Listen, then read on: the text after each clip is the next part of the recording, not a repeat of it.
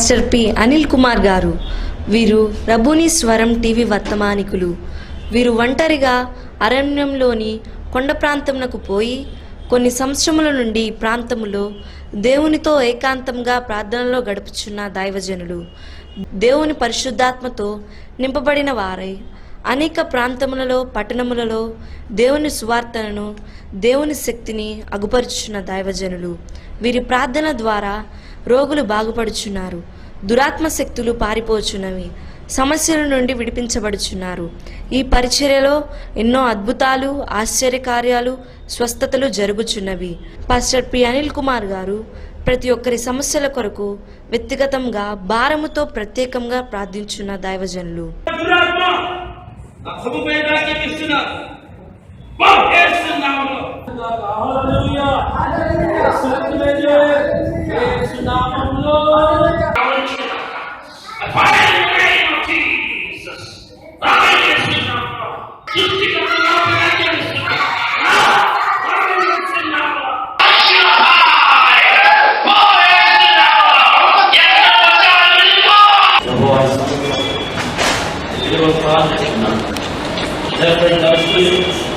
You must come out in the name of Jesus.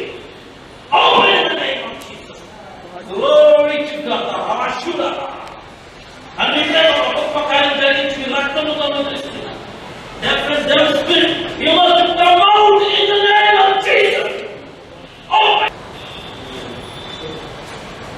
Yes, sir. Yes, sir. Yes, sir. Yes, sir. Mama. Nana. Mama. Akka. Akka. Shelly. Ramudu. Yesaya. Yesaya. రబ్బూని స్వరం అభిషేక తైలం ఆరాధన. అందరూ ఆహ్వానితులే. స్థలం Chennagoni Swamy function hall, Kuntloor road, Hayath Nagar, Hyderabad. రబ్బూని స్వరం వారి అభిషేక తైలం ఆరాధన తేదీ జూలై 14, 2024 అనగా రెండవ ఆదివారం, జూలై నెలలో రెండవ ఆదివారం జరుగుతున్న ఈ అభిషేక తైలం ఆరాధనకు మిమ్మల్ందరినీ ప్రేమపూర్వకంగా ఆహ్వానిస్తున్నాం. స్థలం Chennagoni Swamy function hall, Kuntloor road, Hayath Nagar, Hyderabad. సమయం ఉదయం 10 గంటల నుండి 1 గంట వరకు, సాయంత్రం 6 గంటల నుండి 9 గంటల వరకు. ప్రార్థనలో ఎదగలేకపోతున్నారా? పరిశుద్ధాత్మ అభిషేకం కొరకు ఎదురు చూస్తున్నారా? స్వస్థత కొరకు ఎదురు చూస్తున్నారా? సమస్యలు వెంటాడుతున్నాయా? మన సమస్యలన్నిటికీ ఒకే ఒక్క పరిష్కారం ప్రార్థన. రండి, అభిషేక తైలం ఆరాధన. అందరినీ ప్రేమపూర్వకంగా ఆహ్వానిస్తున్నారు. అభిషేక తైలం ఆరాధనకు అందరూ ఆహ్వానితులే. రండి, మీ సమస్యల కొరకు రబ్బూని స్వరం టీవీ వర్తమానికులు అయిన పాస్టర్ అనిల్ కుమార్ గారు మీ కొరకు ప్రత్యేకముగా ప్రతి ఒక్కరి కొరకు వ్యక్తిగతంగా ప్రార్థించారు. రబ్బూని స్వరం ప్రత్యేక అభిషేక తైలం ఆరాధన. ఈ ఆరాధనకు మిమ్మల్ందరినీ ప్రత్యేకంగా ఆహ్వానిస్తున్నాం. జూలై నెలలో రెండవ ఆదివారం అనగా 14వ తారీఖున జరగబోతున్న ఈ యొక్క రెండవ ఆదివారం ప్రత్యేక అభిషేక తైలం ఆరాధనకు మిమ్మల్ందరినీ ప్రేమపూర్వకంగా ఆహ్వానిస్తున్నారు. రండి, దైవాశీర్వాదాలు పొందండి, మన సమస్యల నుండి విడుదల పొందండి, అద్భుతాలు ఆశ్చర్యమైన కార్యములతో దేవుని మహిమపరచండి. దేవుడు మిమ్మల్ని మెండుగా దీవించును గాక. రండి, దైవాశీర్వాదాలు పొందండి. అభిషేకం తైలం ఆరాధన. అందరూ ఆహ్వానితులే. రండి, దైవాశీర్వాదాలు పొందండి. దేవుడు మిమ్మల్ని మెండుగా. చూడండి ప్రియ దేవుని బిడ్డలారా, దేవుని వాక్యం ఎంత చక్కగా మనకు తెలియచేయబడుతున్నదో చూడండి. లూకాసు వార్త 12వ అధ్యాయము 23వ వచనంలో ఈ మాట రాయబడినది. ఆహారము కంటే ప్రాణమును, వస్త్రము కంటే దేహము గొప్పవి కావా అని ప్రభు చెబుతున్నాడు. మన దృష్టిలో ఈ రెండు వ్యతిరేకం. దేవుని దృష్టిలో వ్యతిరేకమైనవి మన దృష్టిలో వ్యతిరేకంగా ఉంటాయి. అందుకే చూడండి, ఎంత చక్క ఆహారము కంటే ప్రాణం, మనకు ప్రాణం కంటే ఆహారమే ముఖ్యం. దేవునికేమో ఆహారము కంటే ప్రాణం ముఖ్యం, మనకేమో ప్రాణము కంటే ఆహారం ముఖ్యం. ఆహారంలో ఏదైనా చిన్న గట్టిది తగలకపోతే మనకు నిద్ర పట్టదు. ప్రాణం ఏమైపోయినా పర్వాలేదు, చిక్కిని పడిందా లేదా అని చూస్తాం. ఏం పడింది? చిక్కిను పడిందా లేదా. ఏం చేసుకొని చెప్తాం? ఎన్నిసార్లు దీన్ని చెప్తాం? దానికి అంతే ఉండదమ్మా, అంతే ఉండదు. అంటే చూడండి, మన ప్రాణం ఎట్టిపోతుందో మనకు తెలియదు, కానీ ఆహారం మాత్రము సమృద్ధిగా ఉన్నదా లేదా, ఆహారాన్ని సంపాదించుకుంటున్నామా లేదా అన్న ఆలోచన మాత్రమే ఉంటుంది. సమృద్ధి ఆహారం ఉంటే చాలు. ప్రాణం ఎట్టిపోతే మనకేంది? చచ్చేది ఎవడు చూస్తాడులే, ముందు బతికింది ఇప్పుడు చూడట్టున్నాడు. ఇప్పుడు బతికిందే జీవితం, చచ్చింది జీవితం కాదని బ్రతుకుతున్నారు. జాగ్రత్త ప్రియా దేవుని బిడ్డలారా, ఇక్కడ బ్రతికేది గొప్పది కాదు, చచ్చేది గొప్పది. దేవునికి స్తుతి కలుగునగాక. హల్లెలూయా. ఎందుకంటే బైబిల్ చెప్తుంది ఒకటి, దేవుడు నోట నుండి వచ్చి మాట ఒకటి, మనము చేస్తున్నది ఒకటి. దేవుడు చెప్పే మాటకు వ్యతిరేకముగా ప్రవర్తిస్తున్నాం, వ్యతిరేకంగా బ్రతుకుతున్నాం, వ్యతిరేకముగా ప్రవర్తన చేస్తూ ఉన్నాం. అందుకే చెప్తున్నాడు దేవుడు, చూడండి ఎంత చక్కని మాట. తండ్రి, ఆహారము కంటే ప్రాణము, వస్త్రము కంటే దేహము గొప్పవి కావా అంటున్నాడు. మనకేమో వస్త్రమే గొప్పదే. ఇప్పుడు నేను పొరపాటుగా సినిగిపోయిన బట్టలు వేసుకుని వాక్యం చెప్తున్నాను, వింటారా మీరు? అమ్మా వింటారా? ఏంది నేను అంటుంది, నా కూతురు అంటుందో అవతారం మారదనేది అంటుంది. ఏమంటుంది? అమ్మా ఈ అవతారంతో వస్తావా అంటుంది ప్రార్థనకి. అంటే అర్థం ఏంటి మనకి? అమ్మా మన అవతారము కరెక్ట్గా ఉండాలి. పై వస్త్రం అంటే కాదు, దేవుడు అది చూడడు. లాజరు వస్త్రం సరిగా లేదు, కానీ తన ప్రాణము చాలా సిద్ధపాటుగా ఉంది. దేవునికి స్తుతి కలుగునగాక.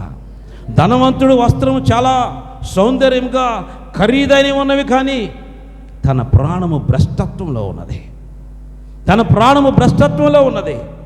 అందుకే ప్రియా దేవుని బిడ్డలారా, దేవుడు అందుకే చెబుతున్నాడు మాట, ఎంత ఆహారము కంటేను ప్రాణమును వస్త్రము కంటేను దేహము గొప్పవి. దేవునికి స్తుతి కలుగునగాక. వస్త్రమును బట్టి కాదు విలువిచ్చేది, కోటు షూటు వేసుకొని ఊరక తిరిగితే కాదు. ఒక ఆయన వచ్చాడులే, ఆయన కోట్ ఎందుకు ఊరక వేసుకుంటారు? కోట్ వేసుకుంటే అందరూ అటెన్షన్లో ఉంటారంట. దేంట్లో వేసుకుంటే? కోట్ వేసుకుంటారంట, అందరూ అటెన్షన్లో ఉంటాడంట. అయిపోయి ఎండాకాలమైనను అది చలికాలమైనను లోపల తడిసిపోయి మొత్తవుతున్న పైన కోటు మాత్రం వేసుకొని కూర్చొని వాక్యం చెబుతూ ఉంటాడు. ఎందుకన్నా ఈ కోటు తెప్పలు నీకు తీసే అంటే, అయిపోయిన తర్వాత లేదు ఫ్యాన్ ఏది తిరుగుతాడు పోయి.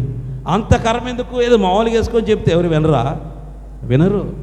ఎందుకంటే ఆడ పైన కోటు ఉంటేనే చక్కగా చూస్తాం విలువ. అంటే మనం మానవుల యొక్క స్వభావం ఏంటంటే భ్రష్టత్వం.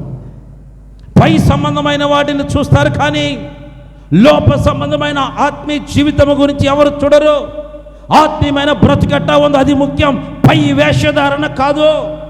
వేషధారులుగా బ్రతికే జీవితం అది జీవితము కాదు, కానీ లోపల ఉన్న పరిశుద్ధమైన జీవితమే జీవితం. లాజరు జీవితం పరిశుద్ధమైనదే. బయట ఆయనకు కంపు కొడుతున్నాడు, అసహించుకుంటున్నాడు, చేదరించుకుంటారు ఆయన్ని. సరైన బట్టలేవు, పనుకోవడానికి దుప్పట్లేదు, కప్పుకోవడానికి సరైన స్థితి ఏది బాగలేదు ఆయనకి. అన్నీ కూడా దరిద్రముగా భ్రష్టత్వముగా ఉన్నాడు చూస్తానికి. మానవుని యొక్క జీవిత ప్రకారము ఆయన ఆలోచిస్తే అటువంటి దరిద్రుడు పుట్టకూడదు, పుట్టకూడదు అని కోరుకుంటారు. కానీ దేవుడు అటువంటి పుణ్యాత్ముడు మరలా పుడితే బాగుండు అనుకుంటాడు. దేవుని స్తుతి కలుగునగాక. అటువంటి భక్తిపరుడు పుడితే బాగుండు, వాడు నా రాజ్యంలోనికి వస్తాడు, ప్రభు చూస్తున్నాడు. కానీ మనం ఏం చేస్తున్నామంటే ఈ లోకానికి వ్యతిరేకమైన బ్రతుకు, ఈ లోకానికి వ్యతిరేకమైన జీవితం. అందుకే ఆహారం ముఖ్యం కాదు, ప్రాణం. దేవునికి స్తుతి కలుగునగాక. వస్త్రం ముఖ్యం కాదు, దేహం. దీన్ని జాగ్రత్తగా కాపాడుకోవాలి, దీన్ని జాగ్రత్తగా చూసుకోవాలి. పై వేషధారణ కాదు, పై అలంకరణ కాదు, లేకపోతే పై సంబంధంగా ఉండటం కోసం కాదు. ముందు నీ లోపల జీవితము పరిశుద్ధంగా లేకుండా పైన ఎటువంటి వేషం వేసుకున్నా అది వ్యర్థమే. నేను చెప్పాను కదా, ఒక ఆయన ఏసేలాగా వేషం వేసుకున్నట్టు చెల్లిపోయాడు, డబ్బులు తీసుకొని సంపాదించుకున్నాడు. కానీ అందరూ సేవకులు ఏం చేస్తారంటే, ఆయన 1 నెల 2 నెలలో సంవత్సరం వేషం వేసి వెళ్ళిపోయాడు, ఆయన మామూలుగా బ్రతుకుతున్నారు. కానీ వీళ్ళట్ట కాదు, జీవితాంతము అదే వేషంలో బ్రతుకుతున్నారు. మార్పు అనేది నీ యొక్క అంతరాత్మ సంబంధమైనది కానీ బాహ్య సంబంధమైనది కాదు. లోపల పరిశుద్ధమైన జీవితం ఎప్పుడైతే మనకుంటుందో, పరిశుద్ధమైన బ్రతుకు ఎప్పుడైతే మనకుంటుందో, నీ ప్రవర్తనలో, నీ నడకలో మార్పు కలిగింది. ప్రవర్తనలో నడకంటే మళ్ళీ ఇంకో చోట పోవచ్చు. విజయ్ చంద్రలా నడవాకండి ప్రవర్తన అంటే. దేవునికి స్తుతి కలుగునగాక. ఎట్లాగమ్మా? విజయ్ చంద్రలాగా అసలు నడవద్దు. ఎంత పద్ధతిగా నడుస్తాడు విజయ్ చంద్రం. మీరు కూడా బైబిల్ పట్టుకొని ఎట్లా నడుస్తారంటే, అబ్బో అసలు ఎంత పరిశుద్ధుడు ఎక్కడా దొరకలేదని చెప్పేసి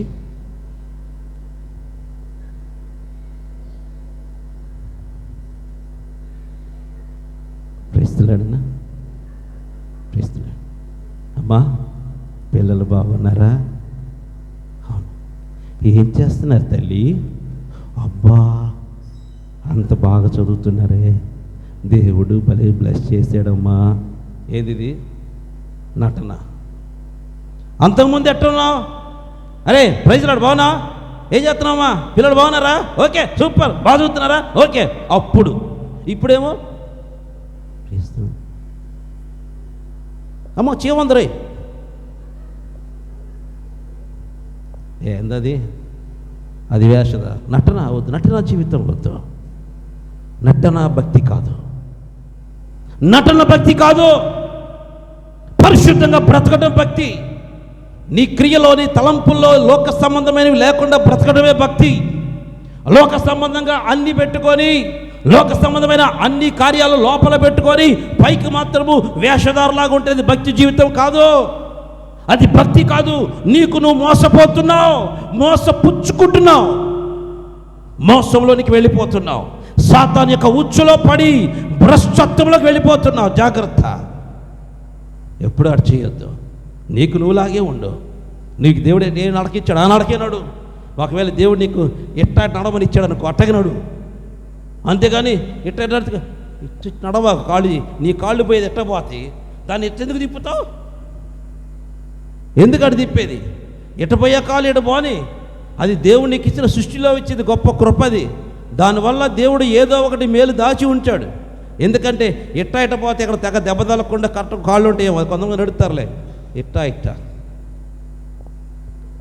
నడిచేవాళ్ళు నడవని. అది దేవుడు ఇచ్చిన కృప. అంతేగాని ఏందమ్మా ఎట్ట నడుస్తున్నాను గల్లే, కాళ్ళు ఇటు తిప్పి, ఇటు పోయే కాళ్ళు ఇటు తిప్పేసి, దీన్ని ఇటు తిప్పేసి ఇట్ట నడవాల్సిన అవసరం లేదు.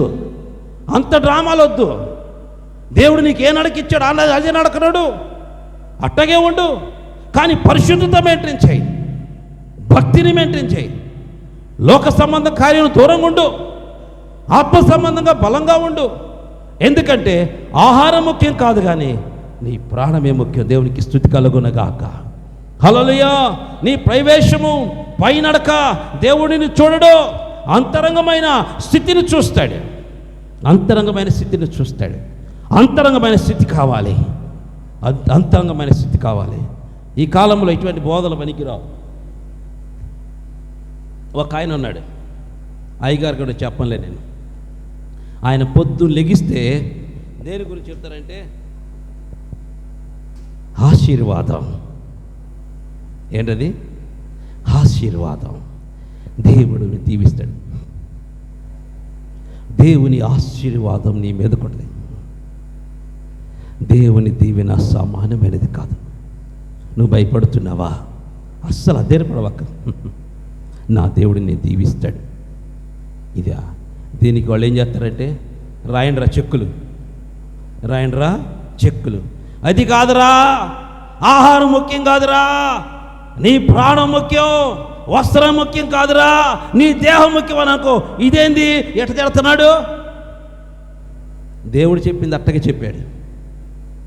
రండి మిమ్మల్ని ఆశీర్వదిస్తాను, రండి మీకు పూల పాలు పేస్తాను, రండి మీకు దీవెనలు ఇస్తాను అని దేవుడు చెప్పలా. ఎందుకు వచ్చాడు దేవుడు? దేనికి వచ్చాడు యేసయ్య? దేనికి వచ్చాడు యేసయ్య? అమ్మా, దేనికోసం వచ్చాడు? పుల్లలు పెడతానికి వచ్చాడు. దేవునికి స్తుతి కలుగును గాక. హల్లెలూయా. ఏం పెడతానికి వచ్చాడు? పుల్లలు పెడతానికి వచ్చాడు. తల్లికి చెల్లికి, చెల్లికి తల్లికి, అక్కకి తమ్ముడికి, భార్యకు భర్తకు వారి మధ్య విభేదమును ఏర్పాటు చేయడానికి వచ్చాడు. దేవునికి స్తుతి కలుగును గాక. ఎక్కడ కూడా సమాధాన పరచడానికి రాలేదు. ఎందుకంటే మీరు లోక సంబంధంగా ఉన్నారు కాబట్టి, నా సమాధానము ఈ లోక సంబంధమైనది కాదు కాబట్టి మీరు దానికి వ్యతిరేకంగా బ్రతుకుతారు కాబట్టి, అందుకే నేను మీకు పొల్లలు పెడతానికే వచ్చానండి. అనగా మీ దారిలో నేను రాను, కానీ నా దారిలో నేను వస్తున్నాను. నా దారిలో నీకు వచ్చినప్పుడు నీకు అడ్డు జరుగుతాయి, నీకు ఆటంకాలు జరుగుతాయి. నా దారిలో వచ్చినప్పుడు, నా దారిలో నేను వస్తున్నాను. ఎందుకంటే మీ దారి లోకదారి, నా దారి పరలోకపు దారి. పరలోక దారిని మీకు చూపినప్పుడు అది మీకు కష్టంగా ఉంటుంది. అది మీ కుటుంబాలు విడదీయవచ్చు, మీ కుటుంబాలు విడదీయవచ్చు. అందుకే దేవుడు అంటున్నాడు, నా నిమిత్తమై అక్కనైనను, తమ్ముళ్ళైనను, అన్నదమ్ములైనను, భార్యనైనను, పిల్లలను విడిచిపెట్టినవాడు. విడిచిపెట్టమంటే మనం ఏం చేస్తాం? నా భార్య, నా పిల్లలు, నా బంధువు, నా రక్తం, అమ్మమ్మమ్మ, ఎప్పుడు చూసిన ఇదే తప్ప. ఆయన మాట తీసి పక్కన పెట్టు, ఆ సృష్టికర్త మాట తీసి పక్కన పెట్టి ఇదే కూడగట్టుకోవటం, సంపాదించుకోవడం, కూడగట్టుకో, వదిలించుకొని పోతావు, ఏది కూడా తీసుకెళ్ళావు. అందుకే ఆహారం ముఖ్యం కాదు, దేహం. నీ ప్రాణం ఎక్కడ పోతుంది? నీ ప్రాణము తిన్న ప్రాణం ఎక్కడికి పోతుంది? ఎక్కడ ఉండబోతుంది? దేవుని దగ్గరికి వెళ్ళాలి. దాన్ని ఎట్టగా సిద్ధపరచుకోవాలి, దాన్ని ఏ విధంగా సమకూర్చుకోవాలి, దాన్ని ఏ విధంగా సిద్ధము చేసుకుంటే దేవుడు దాన్ని అంగీకరిస్తాడని ఆలోచన ఒక్కరికి రాదు, ఒక్కరికి ఉండదు. అబద్ధాలు, అబద్ధాలు, అబద్ధాలు, జీవితాంతం అబద్ధాలే. విశ్వాసుల అబద్ధాలే, సేవకుల అబద్ధాలే, ప్రవక్తల అబద్ధాలే, ప్రతి ఒక్కరు అబద్ధాలే. అబద్ధాలు ఆడకపోతే డబ్బులు రావు, డబ్బులు రాకపోతే తిండి రాదు, తిండి రాకపోతే కొవ్వు పట్టదు, కొవ్వు పడితే రేపేం చేయాలి? అక్కడ నరకంలో పడి చావాలా, కాలాలా? దానికోసం అబద్ధాలు కానించి కొవ్వు పట్టుకుంటూ రావాలా? అది ముఖ్యం కాదు. అబద్ధాలతో జీవితము గడపడం మంచిది కాదు. అది ఎవరికైనాను, ప్రియా దేవుని బిడ్డలారా, నాకైనాను, నీకైనాను, ఎవరికైనాను. ఎందుకంటే నీ ప్రాణము విలువైంది. అది దేవునికి స్తుతి కలుగునగాక. నువ్వు చేసే ప్రతి పని నీ ప్రాణం మీదకు వస్తుంది. నువ్వు చేసే ప్రతి ప్రవర్తన నీ ఆత్మ మీదకు వస్తుంది. మనం వాడే ప్రతి చిన్న తప్పు, మనం చేసే ప్రతి పని ఈ ప్రాణం అల్లాడిపోతుంది. అయ్యో, ఈ పనికి మాలోడి దగ్గరికి వచ్చానేనే, నేను వీడి దగ్గరికి అనవసరంగా వచ్చాను, నా తండ్రి దగ్గర నుంచి వీడిలో వచ్చి పడ్డానే, వీడు చేసే పనికి నేను కూడా వీడితో పాటు రేపు నరకంలో కాలబోతున్నానే అని ప్రాణము, రక్తము, దేవుని ఆత్మ వేదనతో కుమిలిపోతుంది. భ్రష్టత్వం చేసే వారి కోసం భయంకరమైన అడవి ప్రాంతంలో మేము పోతున్నాం. ఏమున్నాయో మాకు తెలియదు. అయినప్పటికీ ఇదిగో మీరు చూస్తున్న ఈ గ్రామమే మేము సువార్త ప్రకటించిన గ్రామం. మన ప్రభు అయిన యేసుక్రీస్తు నామం పేరిట మీకందరికీ శుభములు తెలియజేస్తున్నాను. ప్రియ దేవుని బిడ్డలారా, మీరు చూస్తున్న ఈ యొక్క మందిరము మారేడుమిల్లిలో 2వ మందిరముగా ఉన్నది. ఇది మారేడుమిల్లి అడవి ప్రాంతంలో, ఎందుకంటే ఈ ప్రాంతంలో దేవుని మందిరము కట్టాలని ఆశపడుతున్నాను. ఈ ప్రాంతంలో ఇట్లా మందిరం ఈ విధంగా ఉండటం వల్ల ఆరాధన చేసుకోవటం చాలా కష్టమవుతుంది. కనుక ప్రియ దేవుని బిడ్డలారా, ఈ ప్రాంతంలో ఈ యొక్క మందిరము కట్టి దేవుని స్వేచ్ఛగా ఆరాధన చేసుకోవాలని ఆశపడుతున్నాను. కనుక ఈ యొక్క మందిరం కొరకు మీరు ప్రార్థన చేయండి, సహకరించండి. ట్రైబల్స్ ఏరియాలో అడవిలో నిర్మించిన రబ్బుని ప్రార్థనా మందిరం ఇది. ఈ రీతిగా ఇక్కడ ఆరాధన జరుగుతున్నది. ఈ ప్రాంతంలో ఈ విధముగా మేము గుడిసి వేసి చుట్టుపక్కల కర్రలతో ఈ చిన్న మందిరము వేశాం. అయితే వర్షం వచ్చినప్పుడు కారిపోతుంది, చాలా ఇబ్బందిగా ఉంటుంది. అయినను దీంట్లోనే మేము ఆరాధన జరిగిస్తున్నాం, దీంట్లోనే ప్రభుని గణపరుస్తున్నాం. ఎందుకంటే ఇది దట్టమైన అడవి ప్రాంతం కాబట్టి ఆ ప్రాంతంలోనికి ఈ విధంగా వేయడానికి అవకాశం దొరికింది. దేవుడిచ్చిన ఆ యొక్క అడవిలో ఉన్న ఆ యొక్క చెట్ల కొమ్మలతోనే ఈ మందిరం నిర్మించి ఈ విధముగా మేము ఆరాధన జరిగిస్తున్నాం. అయితే ప్రియ దేవుని బిడ్డలారా, ఇట్లా జరుగుతుండగా ఆ లోపలికి అనేకమైన భయంకరమైన పాములు, రకరకాల పురుగులు వచ్చి చాలా భయంకరమైన పరిస్థితుల్లో ఆరాధన జరుగుతున్నప్పుడు వచ్చి అవి డిస్టర్బ్ చేస్తున్నాయి. దాన్ని బట్టి ఒకరోజు ఆరాధన చేస్తుండగా పాము వచ్చితే అందరం బయటికి పారిపోవడం జరిగింది. పాములు వస్తున్నాయి. ఒక పాము అయితే రకరకాల పాములు వచ్చి ఆరాధన జరిగే సమయం లోపలికి వచ్చి ఆ కర్రల్లోకి వెళ్ళిపోయి పైన చోటు పైనుంచి కింద పడుతూ ఈ విధమైన పరిస్థితుల్లో ఇక్కడ ఆరాధన జరుగుతుంది. అయితే ప్రియ దేవుని బిడ్డలారా, ఈ అడవి ప్రాంతంలో ఈ ప్రాంతాన్ని దీనిలో ఈ యొక్క మందిరము పడవేసి మేము చక్కగా ఆ ఒక రేకుల షెడ్ వేయాలని ఆశపడుతున్నాను. పైపులతో ఒక రేకుల షెడ్ వేద్దామని ఆశపడుతున్నాను. ఎందుకంటే చుట్టుపక్కల గోళ్ళ కట్టి రేకుల షెడ్ వేస్తే చక్కగా స్వేచ్ఛగా దేవుని సన్నిధిలో ఆరాధన చేసుకునే అవకాశం ఉంటుంది. కనుక ఈ యొక్క మందిరానికి రేకులు కావాలి, పైపులు కావాలి, అదే రీతిగా పోస్టులు కావాలి, అంతేకాకుండా బ్రిక్స్ కావాలా, సిమెంట్ కావాలా, ఇవన్నీ అవసరమై ఉన్నది. కనుక ఇవన్నీ ప్రభు సమకూర్చి ఇక్కడ మంచి మందిరం కట్టుబడలాగిన మీ వంతు ప్రార్థన మరియు ఆర్థిక సహకారాన్ని అందించండి. ప్రభు మందిరం కొరకు ముందుకు రండి. ఈ అడవి ప్రాంతంలో ఈ ట్రైబల్స్ మధ్య జరుగుతున్న ఈ యొక్క పరిచర్యలో ఈ ప్రాంతంలో చక్కటి మందిరం కట్టబడి ప్రభువుని ఆరాధన చేసే కృప దేవుడు అనుగ్రహించలాగిన మా కొరకు మీ అనుదిన ప్రార్థనలో జ్ఞాపకం చేసుకోండి. ప్రభు మిమ్మల్ని ప్రేరేపిస్తే ఏదో ఒక రేకులకో, లేకపోతే పైపులకో, లేకపోతే బ్రిక్స్కో, లేకపోతే సిమెంట్స్కో ఏదో ఒకటి ప్రభు మిమ్మల్ని ఆర్థికముగా దీవించిన కొలది ఈ యొక్క మందిర నిర్మాణం కొరకు సహకరించండి. ప్రభు మిమ్మల్ని ప్రేరేపించుకున్నది సహకరించి దైవాశీర్వాదాలు పొందండి. దేవుని మందిరం మీరు కట్టండి, మీ గృహాన్ని ప్రభు కడతాడు. ఈ అడవి ప్రాంతంలో భయంకరమైన దట్టమైన అడవి ప్రాంతంలో జరుగుతున్న యొక్క పరిచర్య కొరకు ప్రార్థన చేయండి, సహకరించండి, దైవాశీర్వాదాలు పొందండి. ఎవరైతే ఈ యొక్క పరిచర్యలో అధికంగా సహకరిస్తున్నారో దేవుడు వారిని బహుగా దీవిస్తారు, ఆశీర్వదిస్తారు. ఎందుకంటే అనేకులు ఊరిలో ఎక్కడెక్కడో గొప్ప గొప్ప మందిరాలు కట్టుకుంటున్నారు, కానీ అడవిలో వీళ్ళకి ఎవరికి తెలియదు, దేవుడు అంటే తెలియదు. అటువంటి ప్రజల మధ్యకు పోయి, ట్రైబల్స్ మధ్యకు పోయి సువార్త అందిస్తున్నాం. ఇటువంటి ప్రాంతాల్లో మందిరం కట్టడం ఎంతో గొప్ప ఆశీర్వాదం. వీరు మనకు ఏమి ఎవరు ప్రియా దేవుని బిడ్డలారా, కానుకలు ఎవరు, కానీ మేమే అక్కడికి పోయి మా దగ్గర ఉన్నవి వారికి ఇచ్చి దేవుని సువార్త ప్రకటిస్తూ వీళ్ళందరినీ ప్రభు దగ్గరికి చేర్చాం. కానీ ఆరాధన చేసుకోవడానికి ఇటువంటి పరిస్థితులు ఉన్నాయి, కఠినమైన పరిస్థితులు ఉన్నాయి. ఆ వాతావరణం సరిగా ఉండదు. మా భయంకరమైన వర్షం వస్తే కారిపోతూ ఉంటుంది, పాములు వస్తుంటాయి, పురుగులు వస్తుంటాయి. ఆయనను అట్లాగే మొండికి వేసుకొని మేము అక్కడ ఆరాధన జరిగిస్తున్నాం. కనుక ఈ యొక్క పరిచర్య కొరకు ప్రార్థించండి, సహకరించండి. ప్రభు మిమ్మల్ని ప్రేరేపించిన కొలది ఆర్థికంగా ఈ యొక్క మందిర నిర్మాణ నిమిత్తమై సహకరించి దైవాశీర్వాదాలు పొందండి. దేవుడు మిమ్మలను మీ కుటుంబాలను మెండుగా దీవించి ఆశీర్వదించును గాక. Praise the lord. God bless you. ప్రియ దేవుని బిడ్డలారా, మీరు చూస్తున్నది మారేడుమల్లిలో కట్టబోతున్న ప్రార్థనా మందిరం, రబ్బుని ప్రార్థనా మందిరం. అంతకుముందు ఇక్కడ పాకతో వేయబడి ఆరాధన జరుగుతూ ఉండేది.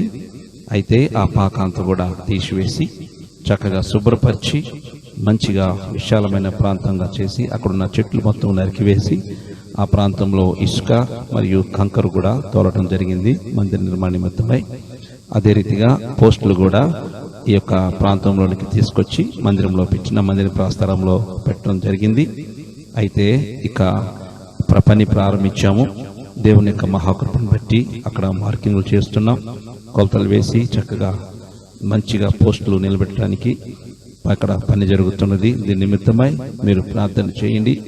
దేవుడు అద్భుతముగా ఈ యొక్క ప్రాంతంలో, ఈ మారేడుమిల్లి ప్రాంతంలో దేవుడు మంచిగా మందిరము కట్టడానికి కృప చూపులాగిన, ఏ ఆటంకములు కూడా ఇక్కడ లేకుండా దేవుడు సహకరించలాగిన, సహాయం చేయలాగిన మీ వంతు ప్రార్థన చేయండి. అదే రీతిగా కన్స్ట్రక్షన్ జరుగుతున్నప్పుడు ఎటువంటి సాతాను ప్రభావాలు పని చేయకుండా అంతా కూడా చక్కగా జరుగులాగిన మీ అనుదిన ప్రార్థనలో జ్ఞాపకం చేసుకోండి. పని చేయవారికి మంచి జ్ఞానము ప్రభు ఇచ్చులాగున, మంచిగా ప్రభు మందిరాన్ని భయముతోనూ భక్తితోనూ కట్టులాగున మీ అనుదిన ప్రార్థనలో జ్ఞాపకం చేసుకోండి. అదే రీతిగా ఇక మాకు కావాల్సినవి రేకులు కావాలి, అదే రీతిగా పైపులు కావాలి, బ్రిక్స్ కూడా అవసరమై ఉన్నది, సిమెంట్ కావాలి, ఇంకా కంకర కావాల్సి ఉన్నది, అదే రీతిగా ఇసుక కూడా కావాల్సి ఉన్నది. ఈ ప్రాంతంలోనికి మేము చేర్చి మందిర నిర్మాణం చేస్తున్నాం కాబట్టి ప్రభు మిమ్మల్ని ప్రేరేపించిన కొరది ఈ మందిరము అద్భుతంగా కట్టబడి దేవుని నామ మహిమకరంగా ఇక్కడ మందిరం కట్టబడలాగున మీ వంతు ప్రార్థన మరియు ఆర్థిక సహకారం అందించి దైవదేవులు పొందవలసిందిగా కోరుచున్నాం. ఈ మందిరం కంప్లీట్ అయి ఆరాధన చేసి యొక్క అడవి ప్రాంత ప్రజలు దీంట్లో ప్రభుని కనపరచులాగున ప్రార్థించండి, సహకరించండి, దైవ ఆశీర్వాదాలు పొందండి. దేవుడి మీద దీవించును కాక. ఆమేన్.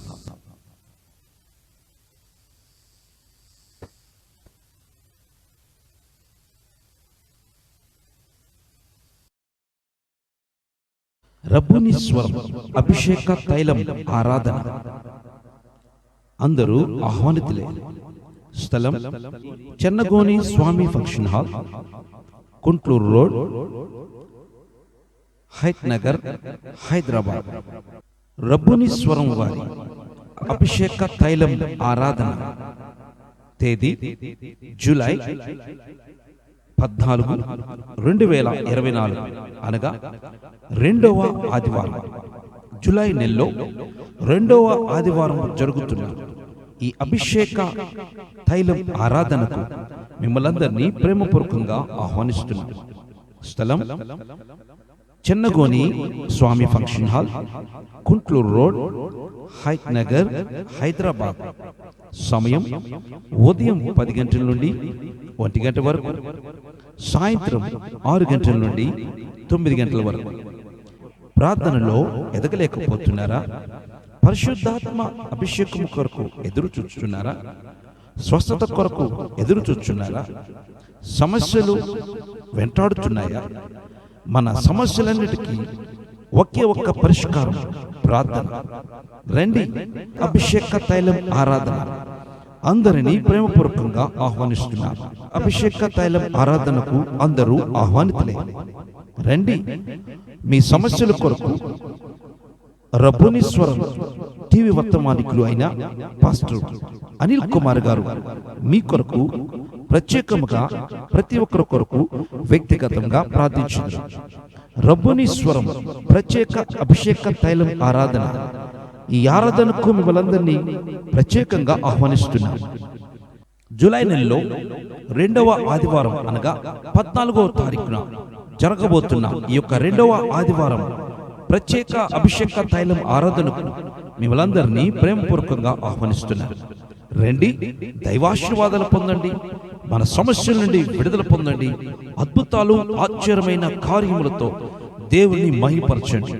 దేవుడు మిమ్మల్ని మెండుగా దీవించును గాక. రండి, దైవాశీర్వాదాలు పొందండి. అభిషేకం తైలం ఆరాధన అందరూ ఆహ్వానితులే. రండి, దైవాశీర్వాదాలు పొందండి. దేవుడు మిమ్మల్ని మెండుగా దీవించును గాక.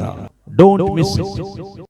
మా address pastor P Anil Kumar, Netaji colony, road number 9, Hayath Nagar, Hyderabad, Rangareddy జిల్లా. మరొకసారి pastor P Anil Kumar, Netaji colony, road number 9, Hayath Nagar, Hyderabad, Rangareddy జిల్లా. దేవుడు మిమ్మల్ని మెండుగా దీవించి ఆశీర్వదించును గాక.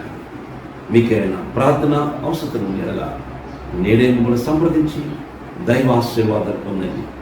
దేవుడు మిమ్మల్ని మెండుగా దీవించి ఆశీర్వదించును గాక. ఆమేన్.